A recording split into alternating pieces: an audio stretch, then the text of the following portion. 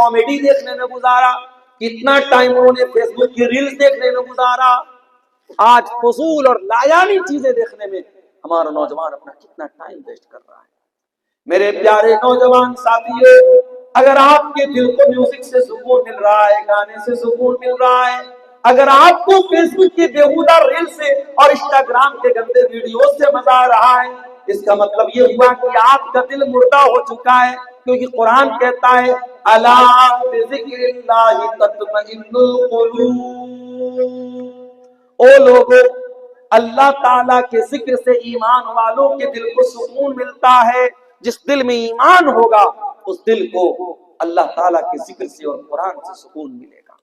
آج بھی میں دعوے کے ساتھ آپ سے کہتا ہوں, عربی آپ کی زبان نہیں ہے. آپ بہار کے دربھنگہ کے علاقے کے رہنے والے, آپ کی اپنی ایک مخصوص زبان ہے, عربی آپ کو نہیں آتی ہوگی. پھر بھی اگر آپ کسی اچھے قاری کی آواز میں اگر قرآن کریم کو آپ موبائل پر چلا کر کے اس کی تلاوت کو سنیں, ایئر فون کانوں میں لگا لیں, ہیڈ فون کانوں میں لگا لیں, دعوے کے ساتھ کرتا ہوں میرے بھائیوں کہ وہ قرآن آپ کے دل کے تاروں کو چھیڑے گا, وہ قرآن آپ کے دل پر اپیل کرے گا. یہ قرآن کی خاصیت ہے میرے پیارے ساتھیوں. آج ہم حرم میں دیکھتے ہیں جب شیخ عبد الرحمن السدیس قرآن پڑھتے ہیں, جب شیخ شریم جب وہ قرآن پڑھتے تھے حرم میں, افریقہ کا کالا بھی ہے, امریکہ کا گورا بھی ہے, بنگال کا بنگالی بھی ہے, انڈیا اور پاکستان کا اردو ہندی بولنے والا بھی ہے, مختلف علاقوں کے لوگ ہیں, زبانیں الگ ہیں, کلچر الگ ہیں, مگر جب قرآن پڑھا جاتا ہے, عذاب کی آیتیں آتی ہیں, شیخ سدیس بھی رونے لگتے ہیں, شیخ شریم بھی رونے لگتے ہیں, اور وہ عربی نہ جاننے والا بھی جب وہ قرآن سنتا ہے اپنی آنکھوں پر اس کو بھی اختیار نہیں ہوتا, وہ بھی رونے لگتا ہے کہ قرآن وہ کتاب ہے میرے ساتھ. اسی لیے اللہ اس کتاب کے بارے میں کہتا ہے لو انزلنا ھذا القرآن علی جبل لرأیتہ خاشعا متصدعا من خشیۃ اللہ, اگر اس قرآن کو ہم نے کسی پہاڑ کے اوپر بھی اتارا ہوتا تو پہاڑ بھی اللہ کے خوف سے ریزہ ریزہ ہو جاتا. اے انسانوں, تمہارے دل تو بڑے کمزور, بڑے نازک ہیں, گوشت گوشت کے بنے ہوئے معمولی سے دل ہیں. قرآن کسی پہاڑ پہ اترتا تو پہاڑ بھی چور چور ہو جاتا. تمہارے دل کی کیا حیثیت ہے؟ تو قرآن سے اپنا تعلق جوڑو میرے پیارے ساتھیوں. قرآن آپ کے دل کو موم بنائے گا, قرآن آپ کے دل کو نرم بنائے گا. میری پیاری ماں بہنوں, افسوس کی بات ہے آج آپ بھی قرآن سے بہت دور ہیں.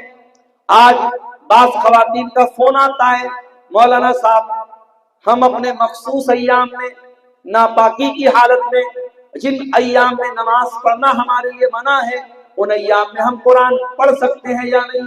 تو کان کھول کر کے سن لیں, جو صحیح مسئلہ جو علماء محدثین نے بیان کیا ہے کہ قرآن کو ٹچ کرنا حیض کی حالت میں عورت ڈائریکٹ قرآن کو ٹچ کرے یہ منع ہے.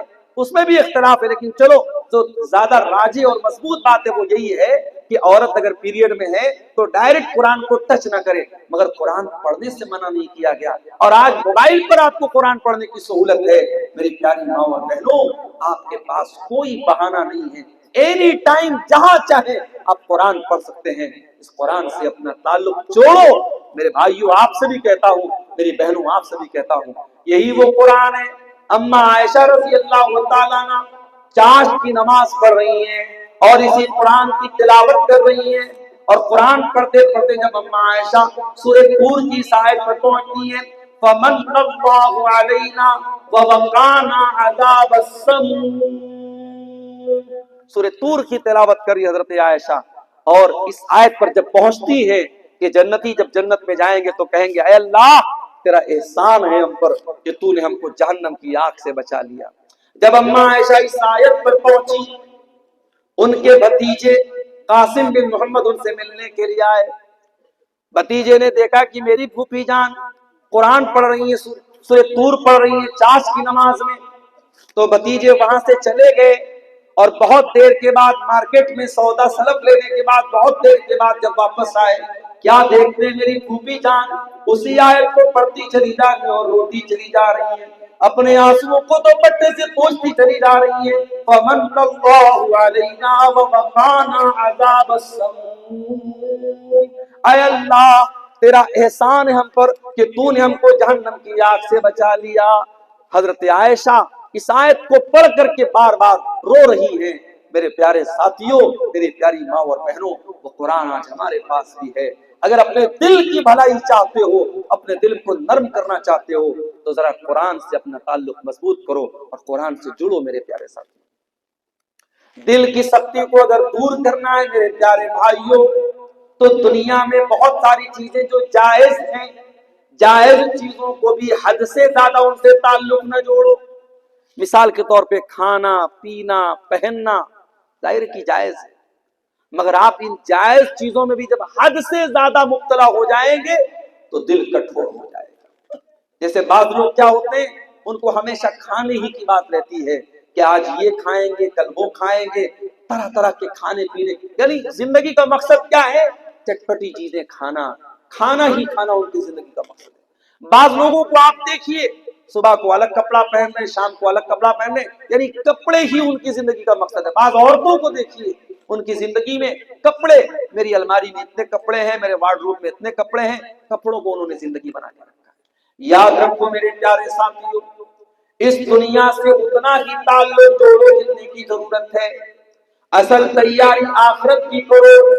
دنیا میں اچھا کھاؤ اچھا پہنو، منع نہیں ہے، مگر دنیا کو سب کچھ اگر سمجھ کر کے بیٹھ گئے تو قرآن کی وارننگ بھی سن لو، بل تؤثرون الحیات الدنیا والآخرۃ خیر وابقیٰ۔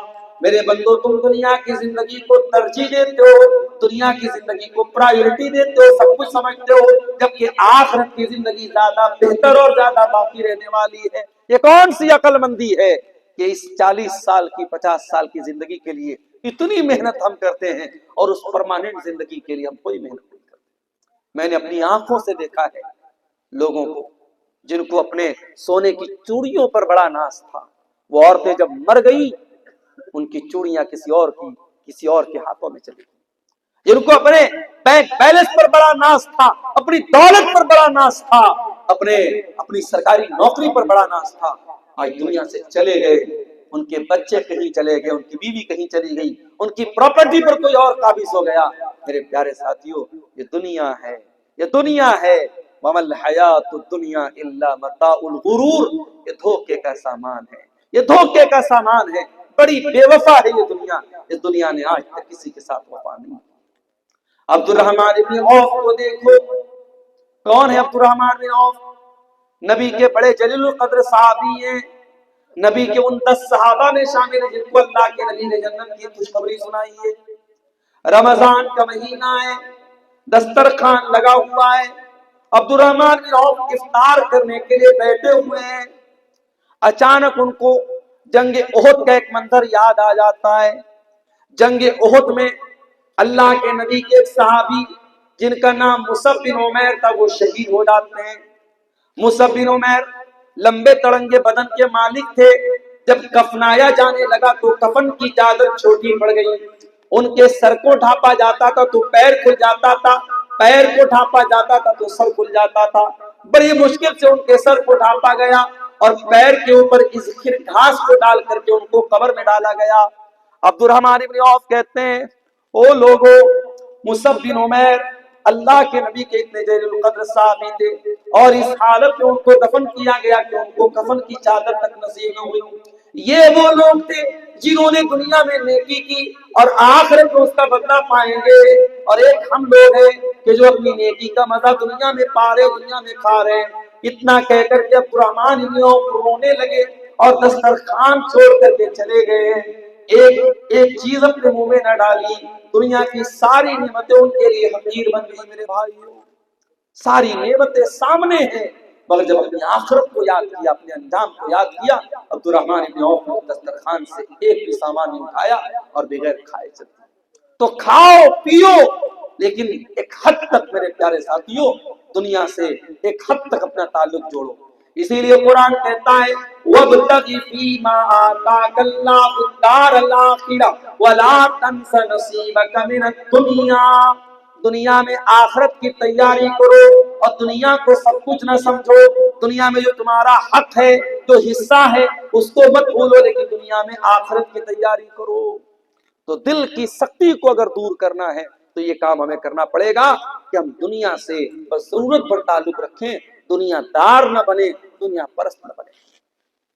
دل کی سختی کو اگر دور کرنا ہے تو ایک اور کام کرنا پڑے گا، بہت زیادہ ہنسی مذاق کرنا، بہت زیادہ چٹکلے بازی کرنا، لطیفے سننا سنانا، اس سے بھی پرہیز کرنا چاہیے۔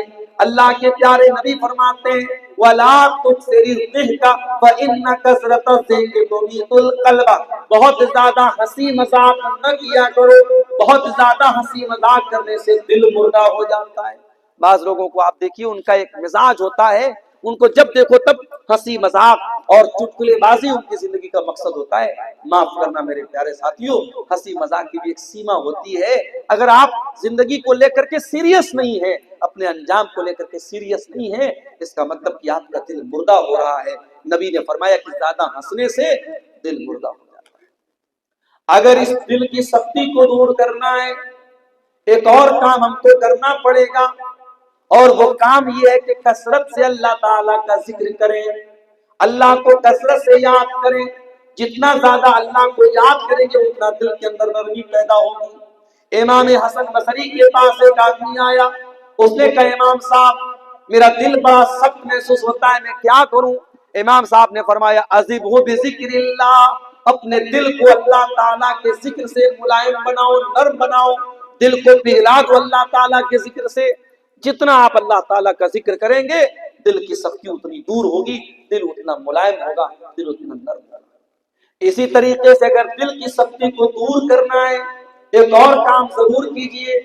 آج بار سمیلہ میں یہ پروگرام ہو رہا ہے، ہو سکتا ہے یہ تو سالانہ پروگرام ہے، آپ کی مسجدوں میں کبھی کوئی عالم آیا، کوئی درس ہو رہا ہے، کوئی دین کی بات ہو رہی ہے، کوئی مہمان عالم آیا، کوئی درس دے رہے ہیں، تقریر کر رہے ہیں، اس طریقے کی دینی مجلسوں میں ضرور شرکت کیا کرو میرے ساتھ۔ کوئی عالم اگر آپ کے محلے کی، آپ کی گاؤں کی مسجد میں آتا ہے اور آپ کو دین کی باتیں سناتا ہے، نصیحت کرتا ہے، اس طریقے کی علمی مجالس میں ضرور شرکت کیا کرو۔ قرآن کہتا ہے وَذَكِّرْ فَإِنَّ الذِّكْرَىٰ تَنفَعُ الْمُؤْمِنِينَ، اے نبی آپ نصیحت سنائیے، نصیحت مومنوں کو فائدہ پہنچاتی ہے۔ امام احمد بن حنبل رحمۃ اللہ علیہ بہت بڑے امام تھے، ان کو تین بادشاہوں نے کوڑے مروائے تھے، ان کے پیٹھ پر جلادوں نے کوڑے مارے تھے، اتنے کوڑے مارے گئے تھے ان کو کہ لکھنے والوں نے لکھا ہاتھی کو مارا جاتا تو ہاتھی پاگل ہو جاتا۔ اور کیوں کوڑے کھائے تھے امام احمد بن حنبل نے؟ کوئی چوری کی تھی انہوں نے نعوذ باللہ، کوئی غلط کام کیا تھا؟ نہیں، ایک عقیدے کا مسئلہ تھا، عقیدے کا مسئلہ تھا۔ اس زمانے میں فتنہ پیدا ہوا کہ قرآن اللہ کا کلام نہیں ہے، قرآن اللہ کی مخلوق ہے۔ امام احمد بن حنبل نے ڈنکے کی چوٹ پر کہا کہ نہیں، قرآن اللہ کا کلام ہے، اور یہی عقیدہ نبی نے ہم کو دیا ہے، یہی عقیدہ صحابہ نے ہم کو دیا ہے، ہم اسی عقیدے پر قائم رہیں گے۔ اگر اس کے خلاف کوئی عقیدہ ہے ہم اس کو نہیں مانیں گے۔ اس عقیدے کی بنیاد پر امام احمد بن حنبل کو 3 بادشاہوں کے دور میں، 3 خلفاء کے دور میں کوڑے مارے گئے۔ امام احمد بن حنبل جب جیل جا رہے تھے، ان کے ہاتھوں اور پیروں میں زنجیریں جکڑی جا رہی تھی، تو امام احمد بن حنبل کہتے ہیں کہ ایک اعرابی، ایک دیہاتی، اس موقع پر اس کی نظر میرے اوپر پڑی۔ اس نے دیکھا کہ امام احمد بن حنبل صحیح عقیدے کے لیے اور قرآن و حدیث کے دفاع کے لیے جیل جا رہے ہیں، اور ان کے ہاتھ اور پیروں میں زنجیریں ہیں۔ اس نے کہا یا احمد ان یقتلک الحق مت شہیدا وان عشت عشت حمیدا، اے احمد ابن حنبل سچائی کے راستے میں تم جیل میں جا رہے ہو، حق راستے میں تم جیل میں جا رہے ہو، اگر اس سچائی کے راستے میں، حق کے راستے میں اگر آپ کو موت آ جائے تو اے احمد بن حنبل آپ شہادت کی موت آپ کو آئے گی، شہید ہو جائیں گے آپ، اور اگر زندہ رہیں گے، اگر آپ بچ گئے تو دنیا تعریف کرے گی کہ احمد بن حنبل اللہ کی توحید کے لیے جیل میں گیا تھا۔ اے احمد بن حنبل آپ کے دونوں ہاتھ میں لڈو ہے، مر گئے تو شہادت کی موت ہوگی، بچ گئے تو لوگ آپ کی تعریف کریں گے۔ احمد بن حنبل کہتے جب میں جیل میں گیا اور جلادوں نے میری پیٹھ پر کوڑے برسائے اور میرے ہاتھوں میں زنجیریں پہنائی گئی تو مجھے اس جلاد کی بات، اس اعرابی کی بات یاد آئی، اس دیہاتی کی بات یاد آئی، فقوی قلبی، اور اس کی باتوں کو یاد کر کے میرا دل مضبوط ہو گیا، میرے پیارے ساتھیوں، کبھی ایسا ہوتا ہے کوئی ایک تقریر، کوئی ایک بات، کسی عالم کی کوئی ایک نصیحت دل کی دنیا بدل دیتی ہے۔ ایک ڈاکو تھا، اس کا کام تھا ڈاکہ ڈالنا، اس کا کام تھا چوری کرنا، لوگوں کے گھروں میں جا کے چوری کرتا تھا، ڈاکہ ڈالتا تھا۔ اسے ایک لڑکی سے محبت ہو گئی، اس لڑکی سے ملنے کے لیے اس کے مکان کی چھت پہ گیا، رات کا سناٹا تھا، دور کوئی اپنے گھر میں بیٹھ کے قرآن پڑھ رہا تھا، اور قرآن پڑھتے پڑھتے سورہ حدید کی آیت نمبر 16 اس تلاوت کرنے والے نے تلاوت کی، اور وہ اس چور اور ڈاکو کے کانوں میں وہ آیت پڑ گئی، أَلَمْ يَعْنِ لِلَّذِينَ آمَنُوا أَن تَخْشَعَ قُلُوبُهُمْ لِذِكْرِ اللَّهِ، کیا ایمان والوں کے لیے ابھی وہ سمے نہیں آیا، وہ وقت نہیں آیا کہ اللہ کا کلام سن کر کے ان کے دل پگھل جائیں؟ یہ آیت اس چور کے کان میں پڑی، اس ڈاکو کے کان میں پڑی، اس نے کہا کہ اے اللہ، اب وہ سمے آ چکا ہے، وہ وقت آ چکا ہے، اے اللہ میں توبہ کرنا چاہتا ہوں۔ وہ وہاں سے نکلا اور ایک دوسری جگہ پہنچا جہاں بہت سارے لوگ اکٹھا تھے اور آپس میں باتیں کر رہے تھے، وہ جا کر کے ان کی باتیں سننے لگا۔ وہ آپس میں کیا باتیں کر رہے تھے؟ کچھ لوگوں کا کہنا تھا کہ ہمیں یہاں رکنا چاہیے، اور کچھ لوگوں کا کہنا تھا یہاں سے نکل جانا چاہیے، کچھ لوگوں کا کہنا تھا کہ ہمیں یہاں رک جانا چاہیے کیونکہ رات کا وقت ہے، اور اس علاقے میں بہت بڑا ڈاکو ہے جس کا نام فضیل ابن عیاض ہے، وہ ڈاکہ ڈالتا ہے، وہ چوری کرتا ہے، وہ آئے گا ہمارا مال چوری کر لے گا، اس لیے بہتر ہے کہ ہم یہیں پر رات گزارے صبح نکلیں گے۔ وہ چور، وہ ڈاکو جس کا نام فضیل ابن عیاض تھا، اس نے کہا کہ اے اللہ، تیرے بندے مجھ سے ڈرتے ہیں، اے اللہ تو مجھ سے ڈرتے ہیں، اور میری وجہ سے اپنا سفر کینسل کر رہے ہیں، میری وجہ سے یہاں اور رات میں آرام کر رہے ہیں، اس ڈر سے نہیں جا رہے کہ ان کا مال نہ چوری ہو جائے۔ اے اللہ، میں سچی توبہ کرتا ہوں، میں وعدہ کرتا ہوں کہ اب ساری زندگی تیرے گھر میں گزار دوں گا، خانے کعبہ کے پاس گزار دوں گا۔ اے اللہ، میں خانے کعبہ سے اپنے آپ کو جوڑ دوں گا، اور دنیا اس انسان کو امام فضیل ابن عیاض کے نام سے یاد کرنے لگی، اور وہ انسان جا کر کے اللہ کے گھر کے ساتھ اس نے ایسا تعلق جوڑا کہ ان کو اللہ کے گھر کا مجاور کہا جانے لگا، اللہ کے گھر سے چپک جانے والا اور اس کے پڑوس میں رہنے والا ان کو کہا گیا۔ تو میرے ساتھیوں، توبہ کرو، توبہ کرو، اور اس طریقے کی دینی مجلسوں سے فائدہ اٹھاؤ، یہاں جانے سے آپ کے دل کی سختی دور ہوگی۔ ایک دو چیزیں اور سن لیجئے، میں تقریباً 1:45 بج رہے ہیں، اور ابھی مجھ کو فوراً نکلنا بھی ہے، لمبا سفر ہے، 450 سوا 400 کلومیٹر، صبح 8:30 بجے پہنچنا بھی ہے۔ ایک دو باتیں اور سن لیجئے، بات ہم ختم کریں گے، ہمارے ڈرائیور صاحب کی گاڑی کو ریڈی کر چکے ہیں۔ دل کی سختی کو اگر دور کرنا ہے میرے بھائیوں، ایک کام ہمیں اور کرنا پڑے گا۔ نبی اکرم نے وہ طریقہ بتایا، ایک صحابی اللہ کے نبی کے پاس آئے، کہا اے اللہ کے نبی، میرا دل بڑا کٹھور ہو گیا ہے، بڑا سخت ہو گیا ہے، اس دل کی سختی کو دور کرنے کے لیے میں کیا کروں؟ آپ نے فرمایا امسح براس الیتیم، کسی یتیم کے سر پہ ہاتھ پھیر لو، کسی یتیم کے سر پہ ہاتھ پھیر لو، کسی یتیم کی پرورش کر دو، کسی یتیم کی کفالت کر لو، کسی مدرسے میں یتیم بچے پڑھ رہے ہیں، اس یتیم بچے کی پڑھائی کا خرچ اٹھا لو میرے بھائیوں، اس سے بھی آپ کا دل نرم ہو جائے گا۔ یہ میں نہیں کہہ رہا ہوں، یہ جناب محمد رسول اللہ صلی اللہ علیہ وسلم کہہ رہے ہیں اپنے صحابی سے، امسح براس الیتیم، یتیم کے سر پہ ہاتھ پھیرو، تمہارا دل نرم ہو جائے گا۔ میرے بھائیوں، آج اپنے دلوں کو نرم کرنے کی ضرورت ہے۔ آج گناہ کر کر کے، اللہ کی نافرمانی کر کر کے ہم نے اپنے دلوں کو ایسا بنا لیا ہے کہ قرآن کہتا ہے کَلَّا بَلْ رَانَ عَلَىٰ قُلُوبِهِم مَّا كَانُوا يَكْسِبُونَ، اے میرے بندو، گناہوں کی پرت تمہارے دل کے اوپر چڑھ چکی ہے، تمہارے دلوں پر پردہ چھا گیا ہے، لیئر چڑھ گئی ہے گناہوں کی وجہ سے، تمہارے کرتوتوں کی وجہ سے۔ اگر گناہوں کی اس پرت کو دور کرنا ہے میرے عزیزوں، توبہ کے ذریعے دور کرو، استغفار کے ذریعے دور کرو، قرآن کی تلاوت کے ذریعے دور کرو۔ اسی طریقے سے موت کو یاد کیا کرو، کبھی کبھی ایسے ہی قبرستان چلے جاؤ۔ ہمارے یہاں کوئی ضروری نہیں ہے کہ ماں اگر انتقال کر گئی ہے، ماں کے لیے مغفرت کی دعا کرنا ہے تو قبرستان جانا ضروری نہیں۔ ماں کے لیے مغفرت کی دعا کرنا ہے، ہم گھر میں بیٹھے بھی کر سکتے ہیں، مسجد میں بیٹھ کے بھی کر سکتے ہیں۔ قبرستان مغفرت کی دعا کرنے کے لیے جانا ضروری نہیں ہے، قبرستان جاؤ موت کو یاد کرنے کے لیے۔ کبھی سوچو، کبھی تصور کرو کہ وہاں ہم کو بھی جانا ہے، ایک دن آئے گا دنیا میں ہماری بڑی شہرت ہے, بڑا نام ہے, چار لوگ اپنے کاندھے پر سوار کر کے قبرستان میں لے کے جائیں گے اور مٹی کے حوالے کر دیں گے. بڑے بڑے اپنے زمانے کے ترم خاں, بڑے بڑے دولت والے, بڑی بڑی شہرت والے اور بڑے بڑے اپنے نام کے آگے لمبے چوڑے القاب لگانے والے آج منو مٹی کے نیچے دفن ہے میرے پیارے ساتھیوں, اور کوئی ان کا پرسان حال نہیں ہے. اس قبر کی تاریکی میں ہم سب کو جانا ہے, اور ہم سے 3 سوال ہوگا, مجھ سے بھی ہوگا, آپ سے بھی ہوگا. من ربو کا, من نبیوں کا, ما دینوں کا, تیرے رب کون ہے, تیرے نبی کون ہے, اور تیرا دین کیا ہے. اور ان تینوں سوالوں کا جواب میتھمیٹکس کی کتابوں میں نہیں ملے گا, ان تینوں سوالوں کا جواب سائنس کی کتابوں میں نہیں ملے گا, ان تینوں سوالوں کا جواب کانوینٹ اسکولوں میں نہیں ملے گا. معاف کیجئے گا, میں انگلش میڈیم تعلیم کی توہین نہیں کر رہا ہوں, میں سائنس کی اہمیت کو نہیں گھٹا رہا ہوں, میں میتھمیٹکس کی اہمیت کو نہیں گھٹا رہا ہوں, مگر اتنا ضرور آپ کو بتاؤں گا کہ قبر میں آپ کو کام آئے گا تو رب کا قرآن کام آئے گا. یہی قرآن جس کے پڑھنے والوں کو آپ حقیر سمجھتے ہیں, جس کے پڑھانے والوں کو آپ حقیر سمجھتے ہیں, جو قرآن پڑھانے والا آج رمضان میں زکات کی بھیک مانگنے آپ کے در پہ آئے تب وہ مدرسہ چلائے گا.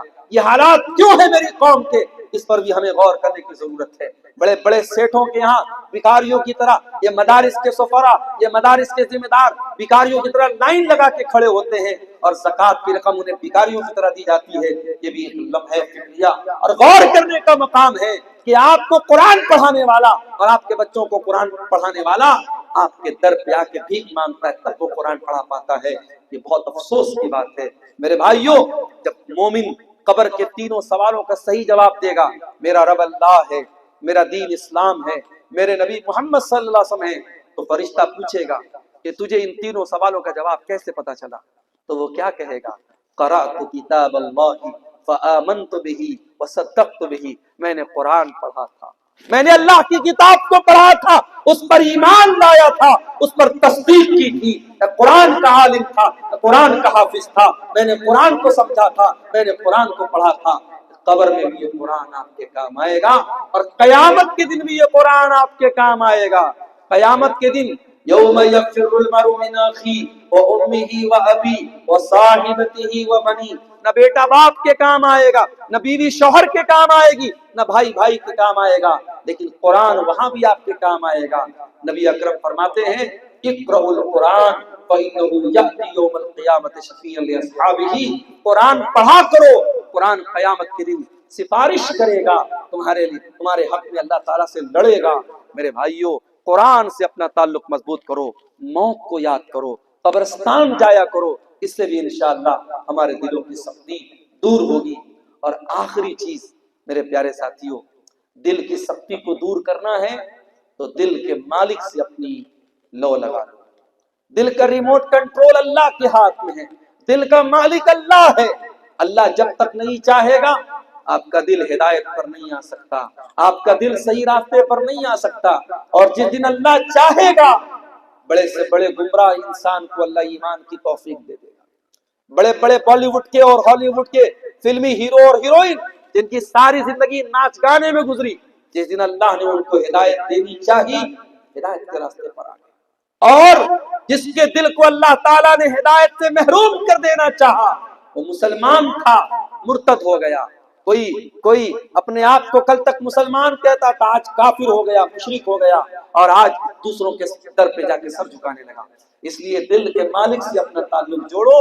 اور ایک دعا سکھا رہا ہوں, اور یہ دعا ہمارے پیارے نبی جناب محمد رسول اللہ صلی اللہ علیہ وسلم کثرت سے پڑھا کرتے تھے. یا مقلب القلوب ثبت قلبی علی دینک, اے دلوں کے پلٹنے والے میرے دل کو اپنے دین پر ثابت قدم کر دے, میرے دل کو اپنے دین پر جما دے. یہ دعا کثرت سے پڑھا کرو, انشاءاللہ یہ جو ہے آپ کو یہ دعا کام دے گی. یہ سوالات, ڈھیر سارے سوالات آئے, اتنا ٹائم بھی نہیں ہے, جلدی جلدی جواب دے دیتے ہیں. کیا تراویح کی نماز پڑھانے کے لیے مکمل قرآن حفظ کرنا ضروری ہے؟ ضروری نہیں ہے. بہتر تو ہے کہ مکمل قرآن کا حافظ ہو تاکہ مکمل قرآن پڑھے, چونکہ اللہ کے پیارے نبی ہر رمضان میں حضرت جبریل کو پورا قرآن سناتے تھے. اسی سے علماء نے یہ مسئلہ مستنبط کیا ہے کہ تراویح میں بھی پورا قرآن پڑھایا جائے تو بہتر ہے, افضل ہے, لیکن ضروری نہیں. کیا عورتیں تراویح کی نماز مسجد میں مردوں کے ساتھ پڑھ سکتی ہیں؟ بالکل پڑھ سکتی ہیں. جیسے جمعہ کی نماز پڑھ سکتی ہے، جیسے 5 وقتہ نماز پڑھ سکتی ہے، اگر ان کے لیے سپریٹ انتظام ہے، پردے کے ساتھ وہ آ رہی ہیں اور کوئی ایسا کام نہیں کر رہی جو غیر شرعی ہے، جو شریعت کے رول اینڈ ریگولیشن کے خلاف ہے، تو تراویح کی نماز بھی پڑھ سکتی ہیں۔ حیض اور نفاس والی عورت فرض روزہ کی قضا کب پوری کرے گی؟ اگلے رمضان کے پہلے پہلے کرے گی۔ مان لیجئے کہ کسی عورت کے پیریڈ کی وجہ سے 5-6 روزے چھوٹ گئے، تو اس کو چاہیے کہ اگلے سال کا رمضان آنے کے پہلے پہلے بیچ میں کبھی بھی اس کو پورا کرے۔ اور نفاس میں جو روزے چھوٹتے ہیں تو اس میں ہو سکتا ہے کہ لمبا پیریڈ چلا جائے، زیادہ روزے چھوٹ جائیں، تو ان کو بھی کوشش کرے ایز سون ایز پاسبل، جتنا جلدی ممکن ہے اس کی قضا کرے۔ لڑکا اور لڑکی کب بالغ ہوتے ہیں اور کتنے سال کی عمر میں ان پر روزہ فرض ہے؟ عمر کی کوئی قید نہیں ہے۔ لڑکیوں کو جب پیریڈ آنے لگے وہ بالغ ہو جاتی ہیں، اور لڑکوں کو جب داڑھی مونچھ کے بال آ جائیں یا شرمگاہ کے بال آ جائیں تو وہ بالغ ہو جاتے ہیں۔ اب ایسا اگر 12 سال کی عمر میں بھی ہو جاتا تو وہ بالغ مانا جائے گا، اور بالغ اگر ہیں تو ان کے اوپر نماز بھی فرض ہے، ان کے اوپر روزہ بھی فرض ہے۔ واللہ عالم۔ تراویح کی نماز کتنی رکعت ہے؟ 8 یا 20؟ جو اللہ کے رسول کی سنت ہے، آپ سے ثابت ہے، 8 رکعت تراویح ہے۔ آپ 8 کے ساتھ 3 رکعت وتر پڑھے، یعنی 8 + 3 11 رکعت، یہ اللہ کے نبی سے ثابت ہے، اور اس پر بہت ساری دلیلیں موجود ہیں، اللہ کے رسول کی احادیث موجود ہیں۔ کیا مردے کی طرف سے افطار کرا سکتے ہیں؟ مردے کی طرف سے عام صدقہ خیرات کرنے کا ذکر ملتا ہے، افطار کا میرے علم میں کوئی ایسا خاص ثبوت نہیں ہے جس میں مردے کی طرف سے اللہ کے رسول کے دور میں یا صحابہ کے دور میں افطار کرایا گیا۔ بعض علماء نے یہ لکھا ہے کہ افطار بھی ایک طریقے کا اطعام ہے، مسکینوں کو جس طریقے سے ہم کھانا کھلاتے ہیں تو افطار میں بھی ہم لوگوں کو کھانا کھلاتے ہیں، تو میت کی طرف سے بھی ہم کرا سکتے ہیں۔ لیکن بہرحال بہتر یہ ہے کہ آپ خود اپنی طرف سے افطار کرائیں۔ اگر آپ اپنی طرف سے افطار کرا رہے ہیں روزے داروں کو، اور آپ یہ چاہتے ہیں کہ آپ کے باپ کو فائدہ ملے، آپ کے باپ جن کا انتقال ہو چکا ہے، تو یہ بات یاد رکھیے کہ اولاد کے ہر نیک عمل کا ثواب آٹومیٹک باپ کو ملتا ہے۔ تو چونکہ خاص اس عمل کا روزے دار کو افطار کرانے کا مردے کی طرف سے کوئی ثبوت میرے علم میں نہیں ہے، اور علماء موجود ہیں، اگر کوئی دلیل ہو تو سامنے لائی جا سکتی ہے، میرے علم میں ایسی کوئی دلیل نہیں ہے، اس لیے اس سے پرہیز کرنا چاہیے۔ افطار مردے کی طرف نہیں کرانا چاہیے۔ ہاں، آپ غریبوں کو کھانا کھلا سکتے ہیں، صدقہ خیرات کر سکتے ہیں، اس کا ثبوت بہرحال ملتا ہے۔ عید کی نماز کے لیے کیا عورتیں امامت کر سکتی ہیں؟ عید کی نماز کے لیے اللہ کے رسول کے دور میں جو طریقہ تھا کہ آپ صلی اللہ علیہ وسلم پڑھاتے تھے عید کی نماز، اور پیچھے مرد بھی پڑھتے تھے، عورتیں بھی پڑھتی تھیں۔ صحابہ کے دور میں بھی ایسا ہی ہوتا تھا، اس لیے عورتوں کی الگ سے امامت عورت کرائے یہ مناسب نہیں ہے۔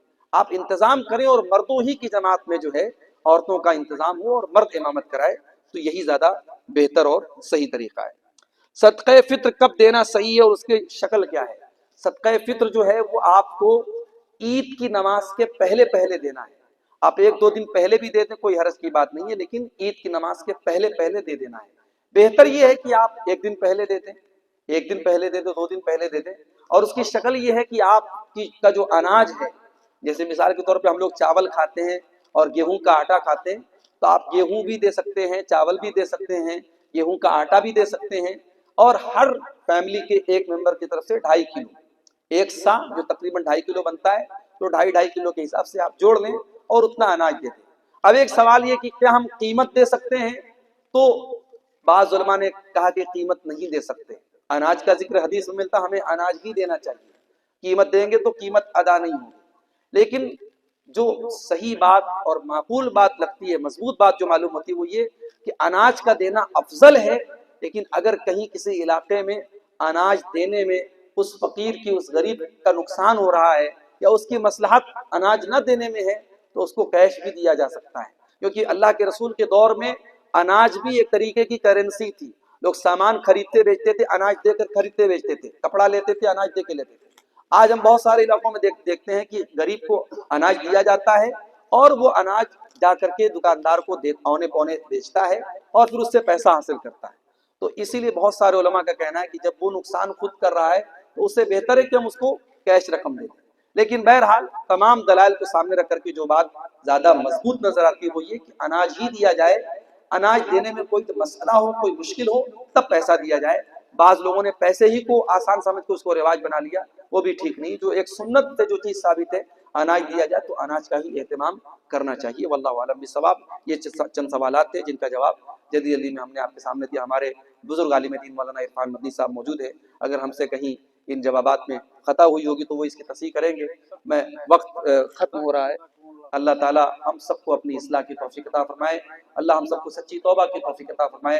رب العالمین ہمیں اپنے دلوں کو کی سختی کو دور کرنے کی توفیق عطا فرمائے. رب العالمین ہمیں اپنے دلوں پر توجہ دینے کی توفیق عطا فرمائے. اور جس ادارے کی طرف سے آج کا یہ پروگرام ہوا ہے، اور ابھی آپ نے دیکھا کہ 2 حافظ قرآن بچوں کے سروں پہ دستار بھی رکھی گئی، اللہ ان بچوں کے حفظ ان کو باقی رکھنے کی توفیق عطا فرمائے.